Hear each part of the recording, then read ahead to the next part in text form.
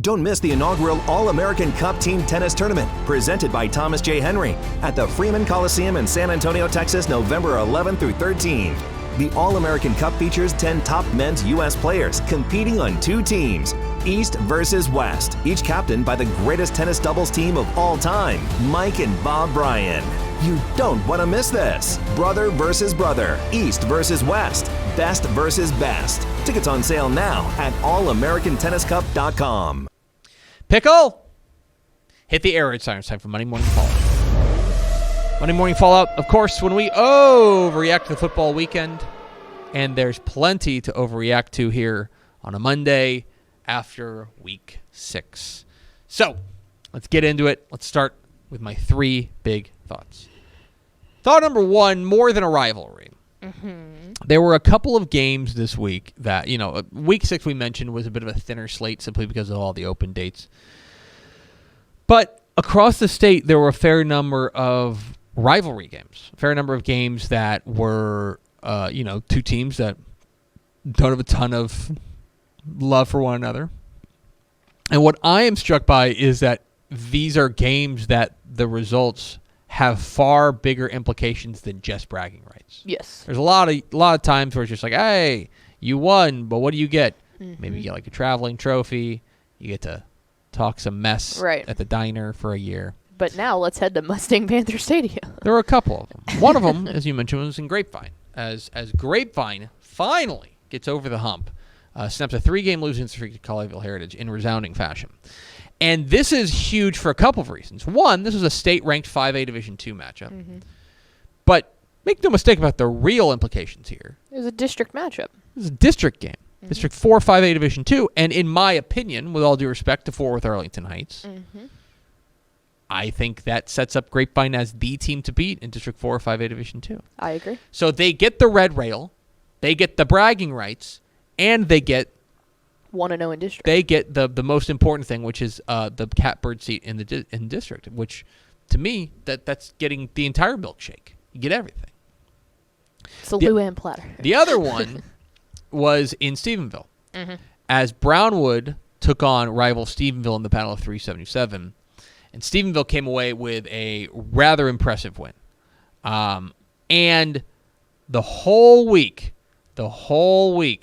we had done nothing but slander the Stephenville defense. Just ripping them a new one. Oh, my gosh. This offense is incredible. This defense, woof. Well, I'll be darned if they didn't go out there and put together their most complete defensive performance. It was a masterclass defensively. And look, I think that we know what this defense now is going to be, which is I still think they're going to give up their fair amount of yards, and I still think they're going to give up their fair amount of points. But I believe they forced 3 turnovers. Yeah, I was just going to say they have turnover capability, kind of more of that big moment. They'll get blitzed every now and then, but when they need it, they can go get it. You can win like that. Yes, especially with that offense. Correct. You cannot win giving up 48 points a game. You just feel like you can't. I'm sorry, that's not a championship caliber defense. But if you make big plays at the big moment, I would be interested to see have they forced any other turnovers throughout. I would be interested in seeing that. This is that to me. If you're talking about more than a rivalry game, yes, they get the win over Brownwood and they keep the bragging rights in the Battle of 377. That's not a district game, but it is obviously very important to them. But more importantly, as they head into district play, the defense showed some signs of life. And that is really important. That's thought number 1. Thought number 2, got that frog in them. I hate that. It's so good. I saw it this morning and literally laughed out loud, and I don't like doing that when you make jokes. That's good. Got that frog in them. It's time to reckon with this fact.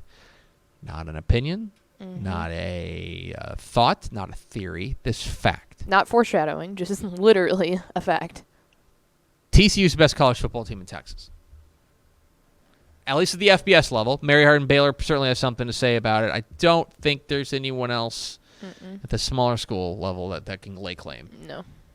But TCU is the finest, it's the best college football team in the state, and I don't think we would be saying that. First year under Sonny Dykes. But what they did against Oklahoma I think stakes are claimed because they didn't beat Oklahoma. No, they beat them the entire game. I don't like to curse on the show. Mm-hmm. That was an ass kicking. It really was from stem to stern. Like, there was never a time in that game where I was like, oh, here comes Oklahoma. It was always like, from the word go, they clobbered them. Mm-hmm. It was a remarkable performance, and the offense looked unbelievable. The offense looked like nobody was ever going to touch them. That was impressive. It's coupled with other results we saw. Now, Texas, I thought, showed some really signs of life. Mm-hmm. I'm not like we do this weird thing where we measure Texas as to whether or not they're back. Right. It's either you are 2005 Texas or you're garbage. Mm-hmm. They're not either of those. Right. They're very clearly, in my opinion, better, and they look good against West Virginia, but they've already got 2 losses. Right. A&M, the offense continues to just be atrocious, and it's probably only going to get worse. Right? Texas Tech is really good, but I feel like they're kind of away. Yeah, they're figuring it out to where Sonny Dykes and TCU could have been that way, but that's the difference. Yeah, Tech is a good team. When they are not turning the ball over, they're a good team. They're a top 3 team in the Big 12, top 4 team in the Big 12, but when they turn the ball over, anybody can beat them, and that's what happened against Kansas State. Houston's the biggest disappointment in the state. Yes. UTSA's already got a couple losses. It's clear. TCU is the best college football team in the state of Texas. I don't think there's really any doubt about it. Thought number 3, down the stretch we come. We're now into week 7. Which is wild. Okay, we've got 5 more weeks of the regular season. And that feels like simultaneously a lot and also like nothing at all. There are teams that have already played 6 games. Their regular season is half over, more than half over. And we are now at the point, and I looked this up, in the UIL ranks, let me be clear. In the 11-man UIL ranks, there's still a lot of 4-team, 6-man districts that don't get going until week 9. There are a grand total of 2 non-district games this week. 2. Both down there in District 16, 4A Division 2. Port Isabel and Bishop, I think, play non-district games. Everything else matters. And everything else, the spotlight is only going to grow. So, excited to see how these things roll out. 3 helmet stickers. A helmet sticker to Seagoville running back Ronald Manning, who carried the ball 38 times for 281 yards and 3 touchdowns on the ground. A helmet sticker to UTSA's receiving corps. Mm-hmm. Is this the best receiver corps in the state? Has to be. They have, 3 of them before the game even? They had 3 of them with over 500 receiving yards? Like, if you look at the national receiving records, or national receiving leaders, they have 3 of the top 16 leading receivers in America. Yeah. Okay? As for yards per game. DeCorian Clark, Josh Cephas, and Zachary Franklin. Mm-hmm. Okay? They have 3 guys that Zachary Franklin is averaging 98.2 yards per game. So if he were to have 1.8 more, they'd have 3 100-yard receivers on their team. Insane. Per game.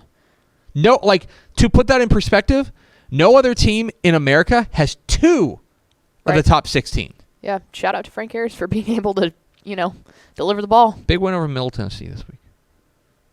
And a helmet sticker to San Antonio Brennan quarterback Ashton DuBose. Not his first, not his last.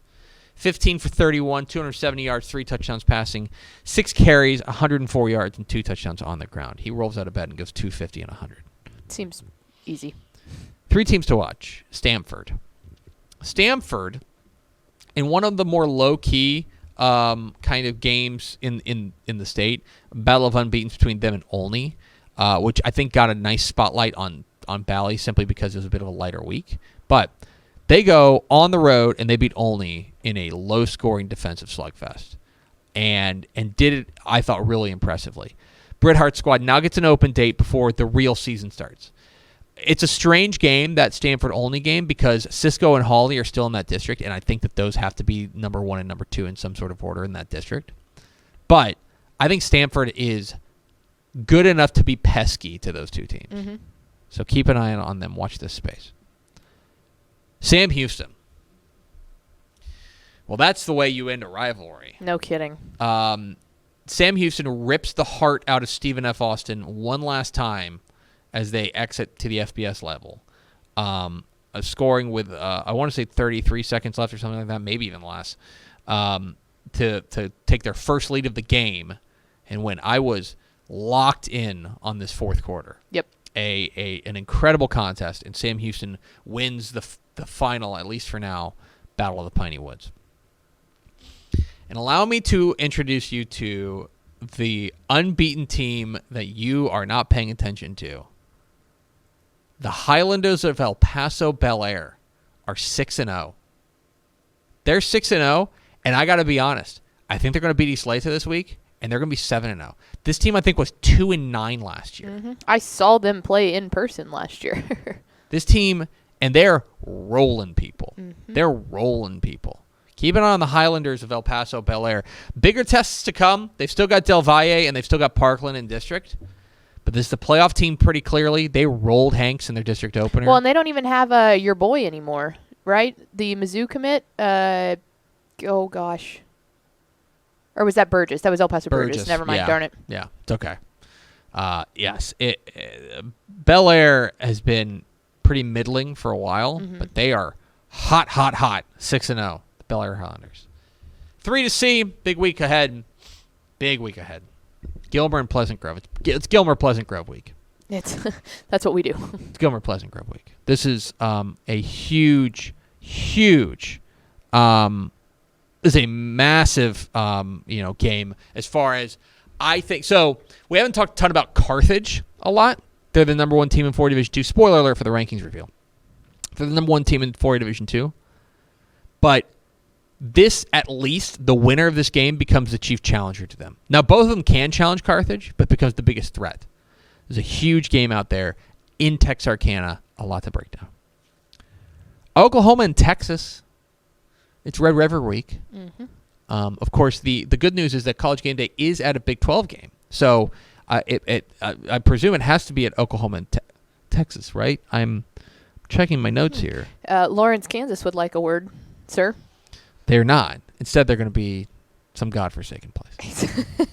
But Oklahoma and Texas this week. I believe it's the first. Is Kansas being good, just absolutely eating at you? I believe it's the first matchup of unranked Oklahoma and Texas since like the early 90s. That does not surprise me. Mid-90s. Yeah. But and with Oklahoma's loss to TCU, this is an even more steep thing for Texas. I got to be honest, yeah. Texas. You're going to look real bad if you do not beat Oklahoma. Texas, go win this game. Yep. We can, the back meter, increases a lot. Go win this game. And finally, massive game in 1A Division 2. Cherokee and Richland Springs. This is a game we've had circled for a while. Keep an eye on this one going down Friday in Richland Springs. A massive top 5 showdown in 1A Division 2 going down. That's 3 to see. That's Monday Morning Fallout.